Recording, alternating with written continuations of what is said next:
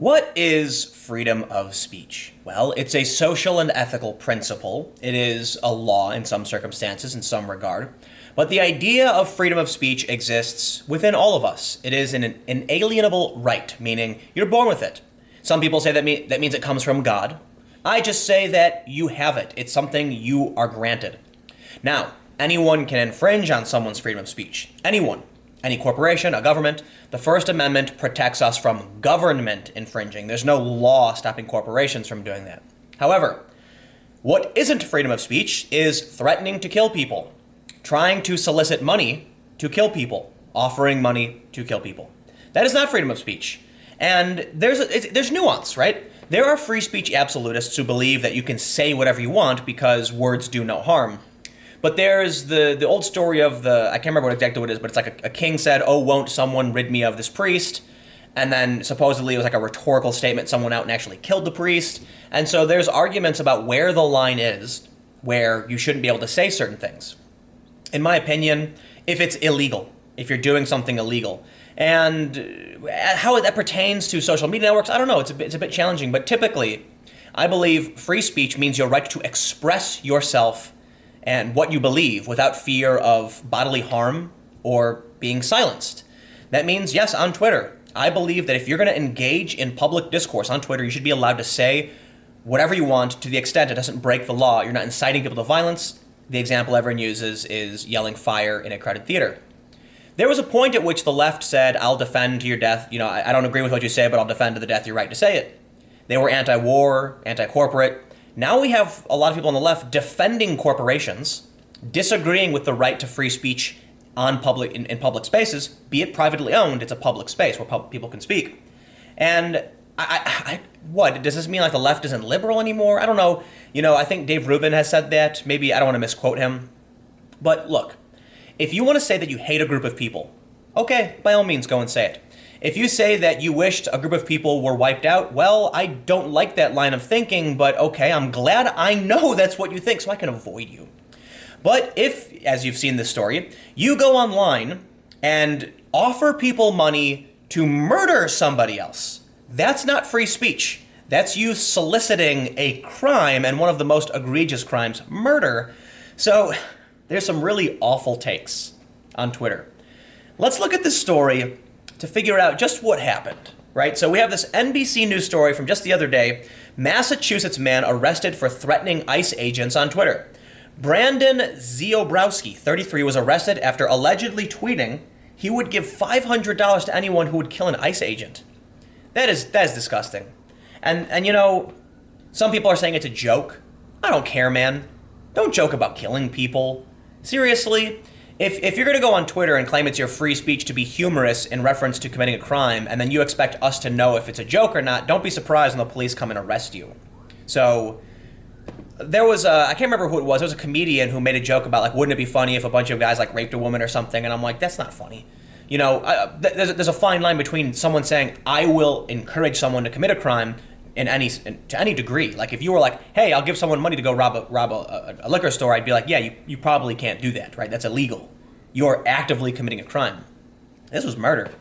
A Boston area man has been arrested by federal agents in New York after threatening U.S. immigration agents on Twitter. Brandon Ziobrowski, 33, of Cambridge, Massachusetts, was arrested Thursday morning after posting on Twitter in July that he would give $500 to anyone who would kill an ICE agent. Man, that's messed up. He said, I am broke, but I will scrounge and literally give $500 to anyone. I'm not going to read the rest of that. And then he says, who else can pledge? Get in on this. Let's make it work. And people are like, oh, it was a joke. Okay. If somebody wants to make a joke about murdering someone, do we just say, do we assume that someone expressing intent to commit a serious crime is a joke and just be like, he's probably joking, let's ignore him? And then what happens when somebody actually gives someone money to do this? I really doubt anyone would take the money and go and do it. But as I mentioned, there's also the won't someone rid me of this priest story, where by saying that someone might be crazy, it might be like, oh, it's literally inciting people to murder. That is not free speech. This person is not expressing their beliefs. They're not explaining themselves. They're not talking about what they think should or shouldn't be. They're literally just trying to get someone killed. And even if it's a joke, as I mentioned in my video from my main channel, Poe's Law, yes, if it's like on the internet, if there's no wink, wink, nudge, nudge, or mention that it's a joke, it's not a joke, okay? And I think, going back to the Ocasio-Cortez fake interview, it's silly if you thought that was real because it was edited so obviously. But in this instance, this just looks like a straight-up statement. So, on or about July 2nd, he posted this message on Twitter. According to the indictment, Ziobrowski had previously tweeted his desire to slit John McCain's throat. Starting in February, he began to post tweets promoting violence against law enforcement. In March, he began tweeting threats about ICE. On July 2nd, he made that tweet. His Twitter account was suspended later that month at the request of law enforcement. Yet not free speech. I'm surprised he wasn't arrested after he threatened to harm John McCain, The case was developed by the Joint Terrorism Task Force in Boston. He was arrested in New York at 7:15 a.m. I can promise you that during my tenure, this office will aggressively prosecute those who threaten law enforcement, said U.S. Attorney Andrew Lelling. Enough is enough, said Hank Shaw, special agent in charge of FBI's Boston field office. This case presents the violent potential faced by federal law enforcement officers. He is expected to make his first appearance in federal court in Brooklyn on Thursday and will face a charge of using interstate commerce to transmit a threat to injure another. Injure? He's trying to kill a guy. Maybe it's a joke. This is what happens when you say ICE agents are Nazis. They're not Nazis. They're literally just immigration's enforcement. They're enforcing law. And yes, not all laws are just. What was going on in Germany, what was going on during the Holocaust and the Holodomor, that was legal too. Laws are not where we find our morality. However, enforcing immigration is significantly different from targeting ethnic minorities.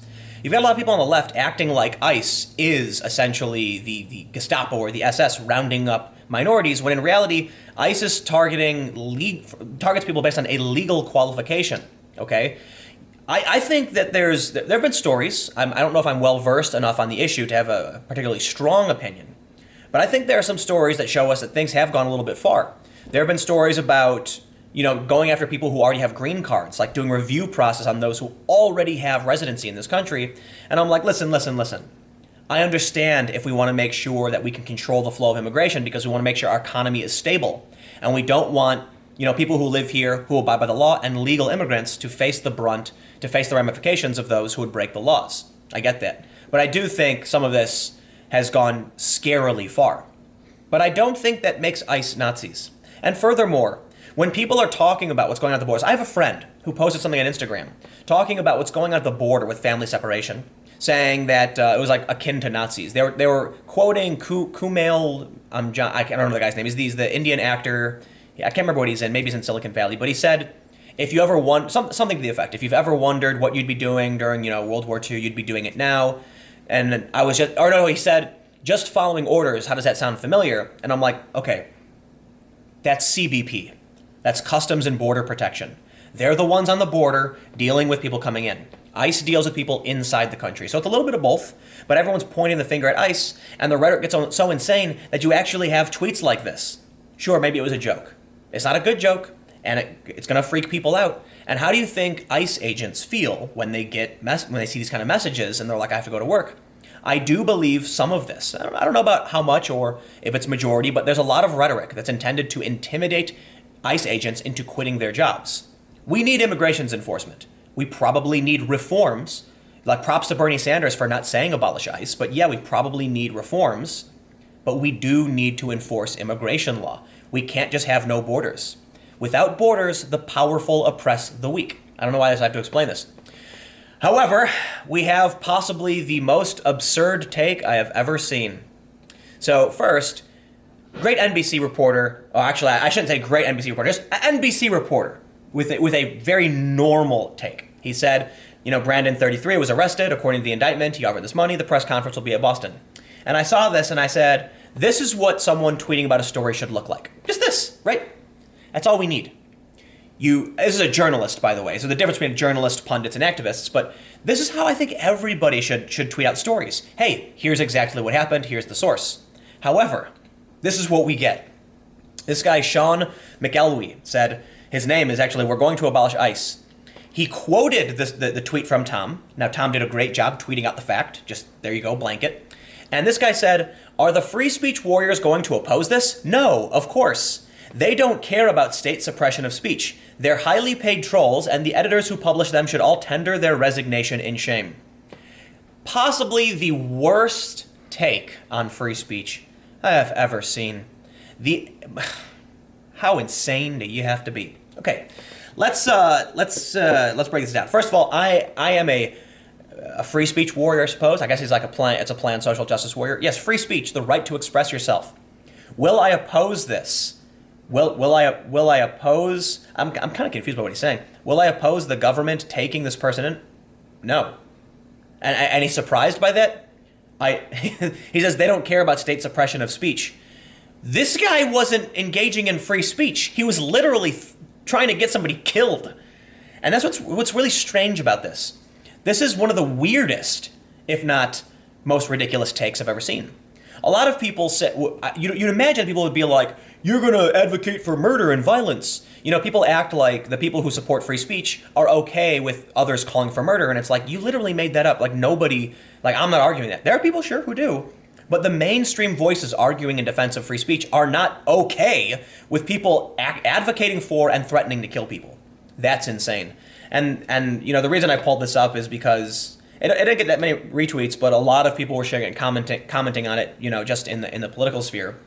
But he had a few others. He said, in response to it, he said, conservatives are mad about this because they're all too stupid to click through the story and see the interstate threat in question is a joke tweet with exactly 2 likes. This is what's really funny about how we frame the political landscape today. He says conservatives are mad about this.